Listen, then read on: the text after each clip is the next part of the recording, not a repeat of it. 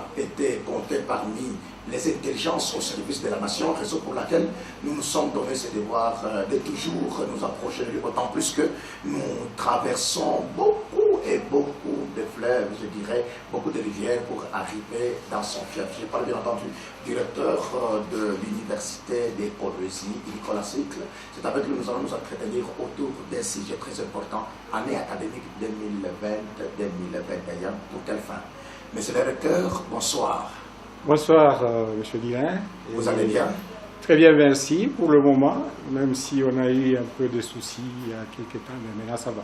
De tout cœur, merci parce que vous ne nous avez jamais fermé vos portes. Quand nous venons, quand nous sollicitons justement avoir auprès de vous des informations sur l'enseignement, l'éducation, qui du reste est votre poumon à vous. Alors, première question, comment avez-vous terminé l'année académique dernière autant plus que nous savons très bien que ce n'était pas facile avec l'interruption Covid-19, obligé qu'on soit. Comment vous avez terminé ici à Colosie? Oui, comme vous le dites, il y a eu beaucoup de difficultés. Et heureusement que avec la grâce de Dieu aussi, parce qu'il ne faut pas toujours oublier que le Très-Haut nous assiste. Alors, avec la grâce de Dieu, nous avons pu, dans la mesure du possible, terminer complètement l'année académique. Miraculeusement. Miraculeusement, si vous voulez. Les dernières délibérations, à ma souvenance, venaient d'être faites il y a plus ou moins un mois. Donc, nous nous sommes mis vraiment en mouvement. De sorte que, compte tenu du temps qui était très limité, nous avons essayé de faire achever tout ce qui pouvait l'être en matière de cours. Et en plus, nous avons essayé d'insister sur les mesures barrières parce qu'à ce moment-là, nous avons même pris des dispositions de sorte que pour des promotions qui sont très importantes, on devait les scinder en 3 ou 4 pour pouvoir faire passer les examens parce qu'il fallait impérativement les faire passer.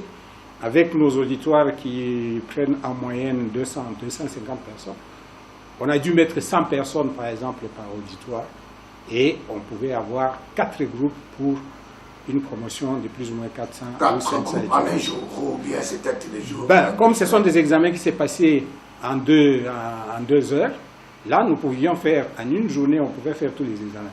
Mais pour les restes des cours, à ce moment-là, le professeur était obligé, et j'ai eu même pitié un de mes collègues parce qu'il était obligé de pouvoir prendre les étudiants 3-4 jours de suite pour une même séance, n'est-ce pas, qu'il devrait assurer.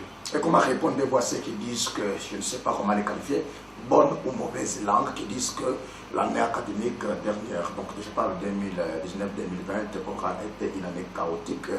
Ceux qui seront, en fait, ceux qui auront des diplômes en cette année académique, on ne peut pas les considérer dans l'avenir. Non. Partagez-vous cet avis? Vous savez, je ne suis pas de cet avis parce que, bon, chacun a un avis, chacun interprète les histoires de sa manière. Il y a des endroits peut-être où les problèmes étaient très, très difficiles à résoudre. Oui, mais il y a des endroits, je viens de vous dire que nous avons terminé. Mais ces étudiants-là, ils n'ont pas eu 75% de cours, ils ont eu 100% de cours. C'est comme si on était dans une année normale, mais nous avons essayé de comprimer les travails de sorte qu'on puisse s'en sortir. C'est vrai qu'il y a peut-être ailleurs, ou je ne sais pas moi, dans d'autres institutions, où ils ont eu difficile à pouvoir faire ce que nous avons essayé de faire. Je ne dis pas que nous sommes les meilleurs, non. Je ne dis pas que nous avons fait le mieux possible, non. Mais ce que nous avons pu faire, peut-être elles ne l'ont pas adopté, mais moi je pense que cet étudiant qui a été proclamé ici pour l'année académique 2019-2020, il vaut celui qui a été proclamé une année avant lui. En tout cas, ça je peux vous assurer. Donc ils peuvent être à l'aise parce que d'aucuns diraient que, écoutez, mon diplôme ne sera pas considéré dans l'avenir en République démocratique du Congo. Non, ils n'ont pas de préoccupation à se faire à ce sujet, parce qu'en fait c'est un diplôme que nous... Si nous sentions que l'étudiant n'était pas à même de pouvoir terminer ses études, mais nous n'allions pas les lâcher. Nous devons être à mesure de pouvoir faire les choses et les faire de façon convenable. Mais monsieur le recteur, vous soutenez quelque chose, je ne sais pas comment vous continuerez à soutenir, parce que vous savez bien que l'année académique compte pratiquement 10 mois. Et pour l'année académique 2020-2021, en cours bien entendu, il s'est fait que si nous comptons le nombre de mois, ça ne sera pas 10 mois, parce que l'année académique va se clôturer sur le nouveau calendrier réaménagé au mois de novembre. Ce qui fait dire tout simplement que ça sera quelque chose comme 7 mois. Qu'allez-vous faire pour les 3 autres mois qui vont manquer? Et justement, tout à l'heure, là, j'ai parlé de l'année académique passée. Oui. Les mêmes circonstances qui nous ont amenés à faire la répartition, par exemple, dans les différentes promotions pour cette année-là, nous les continuons. Nous les continuons cette année.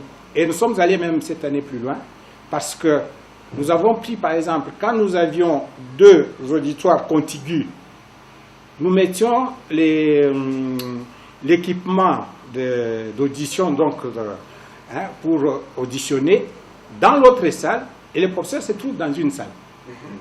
Et donc, à ce moment-là, s'il y avait 200 personnes et que les 100 personnes sont dans une salle et 100 autres dans une autre, il est dans une salle, mais tous les étudiants peuvent suivre. Vous allez me poser la question de savoir, mais s'il y en a qui ont des préoccupations, comment ils peuvent le faire? À ce moment-là, quand il prend une pause, ceux qui ont des préoccupations de l'autre salle viennent le voir. Je ne dis pas que c'est peut-être mais c'est un travail fastidieux pour les professeurs. Et j'ai même peur parce que ça leur demande de travailler doublement, parfois triplement. Et j'ai peur parce que nous n'avons pas les moyens de pouvoir les rémunérer. Mais ils sont en train de s'y mettre. Parce que vous savez, le travail que nous avons choisi, nous l'avons accepté. Et donc, si nous l'avons accepté, nous ne pouvons pas aujourd'hui nous dédire pour dire non, parce qu'il y a des difficultés, nous abandonnons. Les gens avec qui je suis ici, avec qui nous sommes au niveau du comité de gestion comme au niveau des facultés, tous veulent que, n'est-ce pas, l'année académique que nous avons commencé puisse aller jusqu'au bout. Si on a très peu de temps, on fera de sorte qu'on doit essayer de se rattraper, de sorte à former l'homme qu'il faut et non pas à pouvoir le former à peu près. Et donc nous nous y mettons tous, même par manque de moyens. Je crois l'année passée, quand vous étiez venu, je vous ai dit que j'utilise plus ou moins 360 comme agents ici, et parmi lesquels nous pouvons compter plus ou moins 300 assistants chefs de travaux. Mais ces gens-là veulent aussi avancer. Et pour pouvoir avancer, il ne faut pas reculer. Il faut que ces gens s'y mettent, n'est-ce pas? Qu'ils puissent montrer l'ardeur qu'ils ont. Et tout le monde voudrait qu'on puisse avoir un développement pour cette université. Je ne suis pas en train de vanter mon université. Ce n'est pas mon université, c'est l'université de l'État. C'est la passion, bien entendu, la passion oui, que vous avez mais par rapport à en tout cas, nous nous y mettons de sorte que nous puissions faire un travail qui convienne pour nos enfants. Oui. Donc, pour cette année académique, les étudiants n'ont pas à s'en faire. Vous voudrez donc les rassurer? Je voudrais bien les rassurer, mais il y en a qui hésitent. Je ne peux pas mentir, parce qu'il y en a qui ont encore le doute de se dire, ben, est-ce que nous allons arriver jusqu'au bout? Tout à fait, c'est là la question. C'est l'une des questions, oui. Parce qu'ils se disent que nous ne pouvons même pas payer les frais académiques, parce qu'on ne sait jamais. On est déjà habitué ces 2 dernières années, à n'importe quelle heure, tout peut s'arrêter. Dès lors que vous aurez déjà payé, on ne sait jamais s'il y aura encore reconfinement, confiné. Très bien. Bon, je sais. Il y en a qui ont ces doutes-là, mais je peux vous assurer que peut-être ce sont des... Si je prends un certain pourcentage, ça ne fait pas 50%. Okay. C'est à peine si peut-être 10 ou 12%, 20% à ces doutes-là. Mais ceux qui savent ce que nous sommes, ceux qui savent ce que nous faisons, ils nous font confiance et ils sont sûrs que nous pourrons aller jusqu'au bout. Donc ils peuvent toujours faire confiance. Ils peuvent faire confiance et d'ailleurs nous sensibilisons chaque jour pratiquement. Le secrétaire général académique est sur la mèche, il est toujours dans les auditoires pour essayer de sensibiliser les uns les autres. Parce que vous parlez de la sensibilisation, je ne sais pas si vous la faites, de quelle manière. L'université ne fait que s'accroître. Chaque année, beaucoup d'étudiants s'ajoutent. Pour la prochaine, nous vous en félicitons. Mais la question est celle de savoir les auditoires dans lesquels les étudiants doivent évoluer, et les hommes, surtout pour ceux qui viennent de loin, monsieur le recteur. On connaît votre passion pour l'école, on connaît votre vision et consorts. Nous avons des salles de cours éparpillées, vous avez déjà été sur Bébiati et sur Moussompo. Nous faisons en sorte que la vision du développement de l'université ne nous quitte pas. Ça veut dire quoi? Nous avons projeté que dans les années qui vont venir, l'université doit se développer sur un site que nous appelons Moussompo.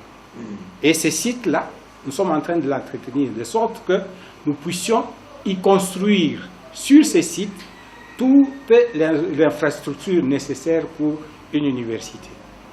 Nous avons 9 facultés et une école de santé publique. Donc, vous comprenez, le besoin est grand. Si pour chaque faculté, nous pouvions penser à avoir au minimum 5 auditoires, vous comprenez qu'avec les 10, nous devrions avoir 50 auditoires. Nous n'en avons pas encore. Au moins. On ne sait jamais parce qu'il y a d'autres facultés qui peuvent mettre encore. C'est ça, parce qu'il y a des départements et il y a ceci. Nous n'en avons pas encore, mais nous sommes en train d'y aller petit à petit. Nous sommes accompagnés dans cette vision par la province, bien sûr. La fois passée, je vous en ai parlé. Cette fois-ci, je vous en parle aussi.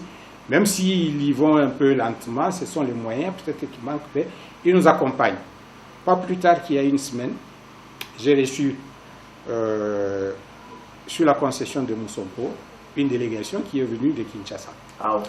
Une délégation venant de la vice-primature de l'Intérieur et de la présidence de la République, avec des entrepreneurs qui nous ont fait comprendre qu'on voudrait voir développer l'université, on voudrait construire l'université. Et nous nous accrochons, n'est-ce pas, à ces paroles-là.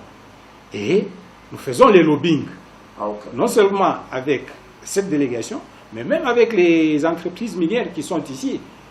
Je prends une faculté. Dans votre cahier de charge, qu'est-ce que vous avez prévu dans la construction dont vous faites mention, en dépit des différents locaux? Oui, vous n'avez peut-être pas le temps aujourd'hui d'aller les voir, mais dans nos fonds propres, nous avons pu ajouter aux amphithéâtres que vous voyez 2 autres grands auditoires. Chacun peut contenir plus ou moins 200 étudiants. Merci beaucoup. Oui. Donc, nous avons ces projets-là, et ces projets, nous voudrions qu'il aille jusqu'au bout. Mais vous comprenez que l'université ne peut pas être construite en un jour. Même en une année, même en 2 ans. Petit à petit, nous sommes en train d'y aller. Nous avons jeté les jalons. Nous continuons à travailler sur ces jalons, sur ces fondations-là, pour que, d'ici 5 ans, par exemple, qu'on puisse avoir entièrement l'université construite, entièrement des auditoires faits, des laboratoires, des cliniques universitaires, et même les hommes des étudiants. Vous avez parlé des étudiants, effectivement. Parce que beaucoup d'étudiants commencent à vouloir venir ici à l'Unicole. Mais nous n'avons pas des hommes pour les accueillir. Ceux qui viennent de l'extérieur, qui viennent de l'intérieur ou même du dehors de la province. Nous ne savons pas les accueillir. Et dans ces projets-là, nous avons justement les volets qui comportent les hommes universitaires. Construire des hommes, construire des amphithéâtres, c'est bien bon. Construire autant de locaux, c'est bien bon, monsieur le recteur, mais écoutez, il y a un problème, c'est l'université après tout. Parce qu'il y a un principe pédagogique, comme vous le savez, il faut connaître long comme un bras et donner cours comme un doigt. Quel est les personnels, surtout les professeurs? Aujourd'hui, j'ai appris que vous êtes au-delà de 4000 étudiants. Pour combien de professeurs? Est-ce que ne réfléchissez-vous pas justement pour que vous puissiez avoir beaucoup de professeurs ordinaires, bien entendu, ici à l'Unicole? Merci beaucoup pour la question. D'ailleurs, c'est une question clé pour nous, parce que, au fait, nous avons un personnel qui est à plus ou moins 90% assistants et chefs de travaux, et ces personnels, je vous ai dit, voudraient bien se développer pour pouvoir, n'est-ce pas, être étoffés et être qualifiés pour pouvoir donner cours. Or, chaque année académique qui passe, nous utilisons les services de plus ou moins 104 professeurs venant de l'université de Lubumbashi et même certains de l'université de Kinshasa et d'autres venant d'ailleurs comme la Belgique et la France. Ça nous coûte énormément cher. C'est ainsi que nous avons cette politique. Comme vous avez dit, au lieu d'avoir à vouloir seulement construire les infrastructures, mais nous voudrions aussi avoir une école doctorale à Kolwezi. Ok. Et il y a une école doctorale à Kolwezi. Nous allons nous y mettre de sorte que tous ces personnels scientifiques puissent commencer à être canalisés vers la maîtrise, vers les doctorats, le PhD comme on dit en anglais. C'est ça notre grande bataille. Parce que imaginez-vous, avec 104 professeurs venant d'ailleurs, les coûts est excessivement D'où élevé. trouvez-vous justement les moyens? Parce que c'est pas franchement pas possible. Ah. 104 professeurs visiteurs, s'il vous plaît. Les moyens, nous essayons de les trouver sur place. Dans les instructions académiques que nous recevons du ministère, il y a un volet mobilité des professeurs. Chaque étudiant paye $20 pour cette mobilité. Évidemment, si vous faites les calculs avec 4000 étudiants, nous pouvons obtenir plus ou moins 80 000 comme $80 000, alors que nos besoins sont évalués à plus ou moins 208 000 $ chaque année. Wow. Alors, le reste, nous les trouvons comment? Oui, tout à fait. Dans le temps, dans les années qui sont passées, je vous ai dit l'accompagnement de l'exécutif provincial 2 fois, il nous arrivait qu'il puisse suppléer. Mais ça fait 2 ans.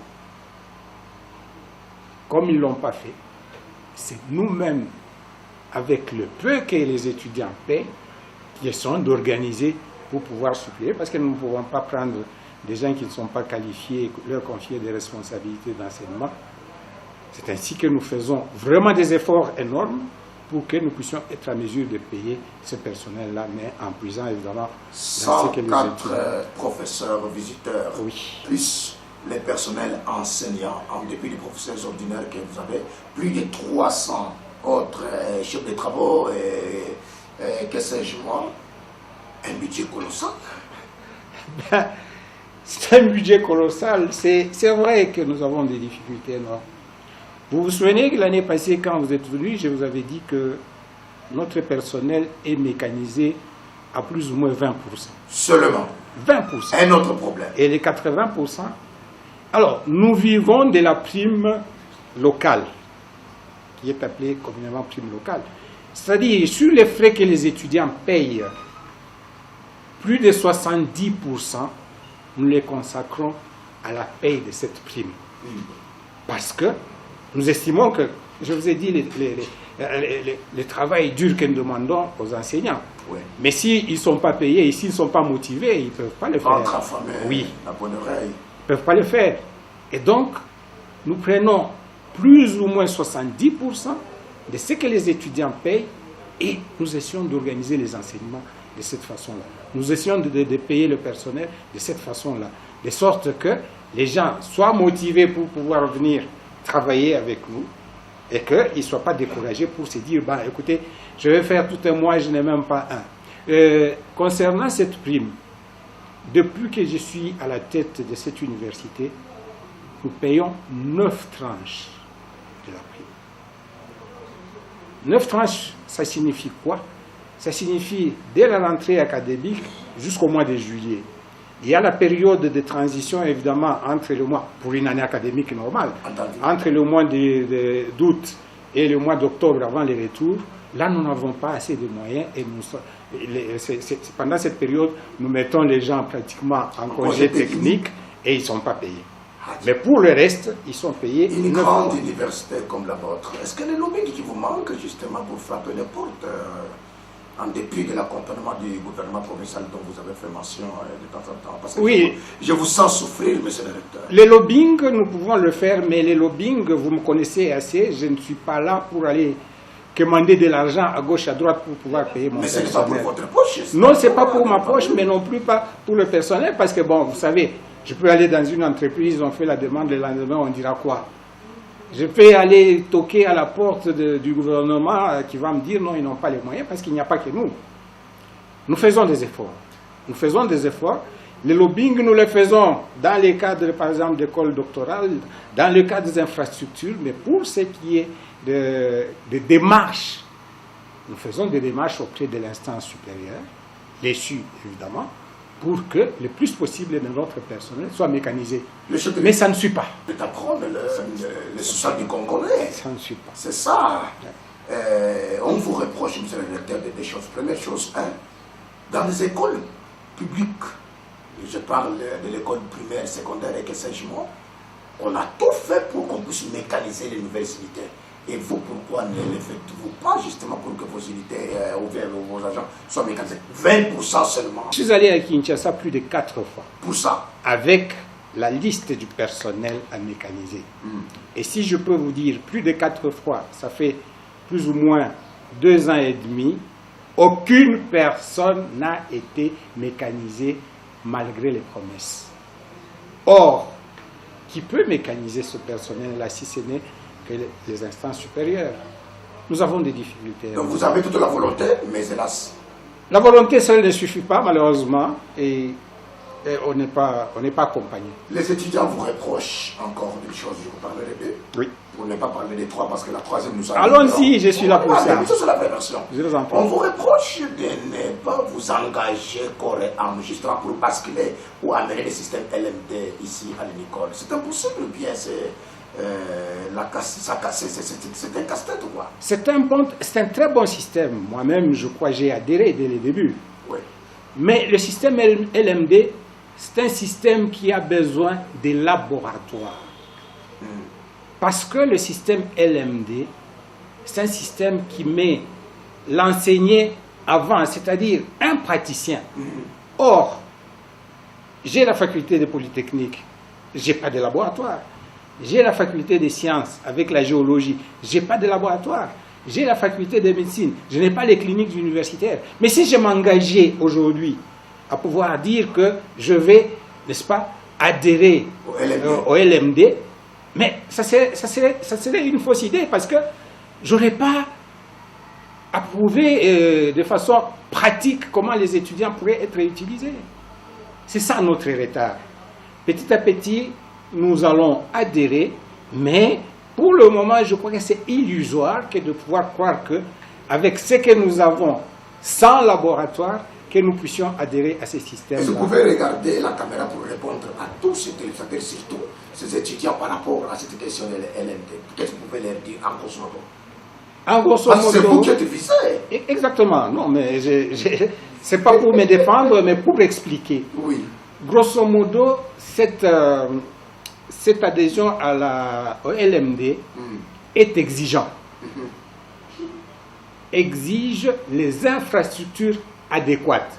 Parce que à ce moment-là, l'étudiant qui est l'enseigné, l'apprenant, d'ailleurs on l'appelle dans ces circuits-là l'apprenant est réellement apprenant et c'est lui qui fait le maximum par rapport à celui qui lui apprend quelque chose. Et le maximum, l'apprenant ne peut le faire que quand il est sur le terrain. Or, ce terrain-là, ce sont les labos. Ce terrain-là, bon, peut-être pour la faculté d'agronomie, je pourrais aller vite pour dire non, nous pouvons avoir une fermette ou une petite ferme, une ferme ou quelque chose comme ça. Nous pourrons commencer à faire ce terrain. Mais pour les autres facultés sans laboratoire, ne sont pas en mesure de pouvoir le faire.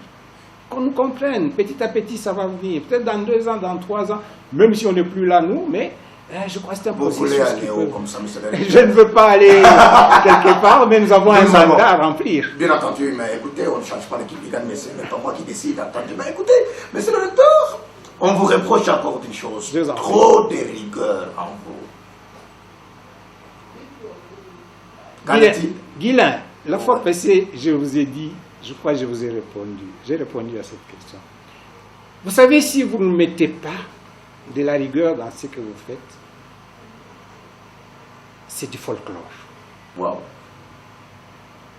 Or, l'étudiant, je prends l'étudiant, l'apprenant là, c'est quelqu'un, excusez-moi le terme, c'est quelqu'un de rebelle. Vous ne pouvez pas, n'est-ce pas, tout lui demander et qu'il le fasse. Si vous n'êtes pas rigoureux, je peux revenir à une des questions que vous avez posées. Les étudiants ne voudraient pas payer, par exemple, parce qu'ils sont en doute pour se dire est-ce que l'année académique va se terminer. Mais si vous n'allez pas vers lui pour le sensibiliser, pour le faire comprendre que nous sommes prêts à vous accompagner jusqu'à ce que l'année académique se termine, à ce moment-là, il ne paye pas. Si vous n'êtes pas rigoureux, il nous arrive malheureusement que 2 fois, on soit arrivé à des extrêmes, par exemple, comme l'expulsion d'une salle de cours pour des étudiants qui ne sont pas en ordre. Ici, je voudrais m'adresser principalement aux étudiants qui sont des étudiants, des répétants surtout. Parce que les répétants croient que quand on a répété, on rentre dans une salle de cours, on est ancien, on est là et c'est pour brimer les nouveaux qui viennent d'arriver dans cette promotion-là. Malheureusement, ce n'est pas ça. Les répétants, pour qu'ils soient étudiants, doivent rentrer à l'apparitoire centrale, se réinscrire. Et beaucoup ne le font pas. Et beaucoup ne le font pas. Tout simplement parce qu'ils croient que c'est un acquis. Non. Justement, ce n'est pas un acquis. Et là, nous sommes très rigoureux. Il nous arrivera, vous êtes arrivés aujourd'hui, nous sommes le 8, il nous arrivera que dans une semaine, à la fin de cette semaine-là, nous allons commencer à faire sortir les listes des étudiants qui sont réguliers. Ça veut dire quoi? L'étudiant qui s'est présenté à la Palitora, qui aura eu un jeton pour aller payer une partie du Minerval. J'ai dit une partie parce que jusque-là, nous n'avons pas encore l'instruction académique pour savoir combien nous devons, à quel taux nous devons les payer. Une partie, un tiers que nous demandons, n'est-ce pas? Et qui peut à ce moment-là se dire étudiant. Parce que quand on n'a pas fait ça, on n'est pas étudiant. Et si vous n'êtes pas étudiant, avec Covid, au lieu de remplir les salles, n'est-ce pas? Avec les non-étudiants qui peuvent même amener, si vous voulez, l'infection vers les autres, nous préférons avoir ceux qui sont étudiants en petit nombre et cheminer petit à petit, les autres s'ajoutent au fur et à mesure. La rigueur, ce n'est pas une mauvaise chose. Mais c'est pas vous en faites de trop, vous, personnellement? Non, personnellement, peut-être pas, mais de trop, je ne sais pas. Mais ça fait 2 ans maintenant, nous cheminons avec les étudiants. Quand nous sommes arrivés au début, c'était très difficile. Il y avait des remous par-ci, des étudiants sur la rue et tout ça, mais ça fait 2 ans maintenant. Quand je parle avec mes étudiants, excusez-moi de les appeler comme ça, ils comprennent et ils s'alignent. Parce que si nous étions un peu laxistes, hein, pour dire non, écoutez, non, les étudiants ne comprenez-le et tout ça, nous ne serions pas arrivés à ces résultats. Quand est-ce que, monsieur le recteur, sommes arrivés vers la fin de l'année, quand est-ce que vous sentirez-vous satisfait? Parce que c'est comme si quand vous dormez, vous ne rêvez qu'une école. Quand vous vous reposez dans la tête une école, quand est-ce que vous vous sentirez, vous, personnellement, satisfait de l'action? Vous savez, je vais vous décevoir parce que je ne me sentirai jamais satisfait. Wow. Quand on a des responsabilités, c'est chaque jour qu'on doit réfléchir à ces responsabilités-là. Comment les amener? Tout à l'heure, je vous ai dit si je suis là ou je ne suis pas. Nous avons un mandat. Au niveau de l'ESU, nous avons un mandat. On a un mandat qui peut se renouveler, tout comme quand vous terminez le mandat, on change l'équipe et ainsi de suite. Mais moi, je ne serai satisfait que le jour où j'apprendrai, si je suis encore vivant, que même avec mes successeurs, que l'université d'écologie est construite, que l'université d'écologie est développée, que l'université d'écologie, c'est la meilleure université du pays, si pas, n'est-ce pas, d'Afrique ou du monde. Là, mais je sais que c'est une satisfaction qui est difficile, peut-être à écrire, mais ça serait ça ma grande satisfaction. Quelle sera donc, quelle sera, vous voudriez laisser, je dirais carrément, quelle image aux générations futures comme étant recteur de l'UDICOL? Travail bien fait, rationalité, rigueur dans le travail. Ah, vous révélez cette rigueur, vous voyez? Vous ne le croyez pas? Parce qu'il y a des Césars, de certaines personnes qui vous ont qualifié de directeur de discipline. Ben oui, mais si on ne le fait pas, je vous l'ai dit, si on ne le fait pas, les histoires ne semblent pas souvent. Il me semble que la pédagogie est un métier ingrat. Pourriez-vous confirmer? Et quelle image gardez-vous et un bon souvenir étant professionnel de la crème blanche? Non, moi je ne dirais pas que la pédagogie c'est un métier ingrat. Je me sens à l'aise quand je suis devant les étudiants. Je l'ai choisi. Évidemment, quand on va peut-être dans un métier, quand on n'a pas choisi, quand on n'a pas la conviction d'y être, on se sent un peu mal à l'aise. Mais moi, je me sens très bien. Et si la vie était à refaire, vous préférez être qui? Toujours enseignant. Parce que? Toujours enseignant, parce que je me sens dans ma peau, parce que ce que je possède, je voudrais que les autres aussi puissent l'avoir. Un mot pour clôturer cette interview. Sincèrement, merci d'avoir pensé à nous. Comme vous avez dit, vous avez traversé des rivières combien haut n'est-ce pas, d'espace pour venir nous voir. Je ne dis pas que vous êtes dans la meilleure université du pays, c'est peut-être la dernière. C'est peut-être la dernière, j'ose espérer. Et donc, nous remercions vraiment ce déplacement que vous faites. Merci. Vous êtes notre fils. Merci, je peux même vous appeler fils maison. Merci. Parce que régulièrement, vous venez nous voir et nous transmettons, n'est-ce pas, le peu que nous avons comme information, n'est-ce pas, pour la gestion de notre université. Encore une fois, merci. À vous tous qui nous avez suivis, c'était le recteur de l'Université de Colosie où nous sommes arrivés ici, passez-moi le mot, à Colosie, justement pour permettre à ce que vous puissiez voir la véritable version des faits à votre émission d'Après-Version. Vous avez aimé, un grand merci à Piston et Justin Miguelay qui ont concouru à la réalisation de cette émission. D'ici là, portez-vous bien et bon suite de programme.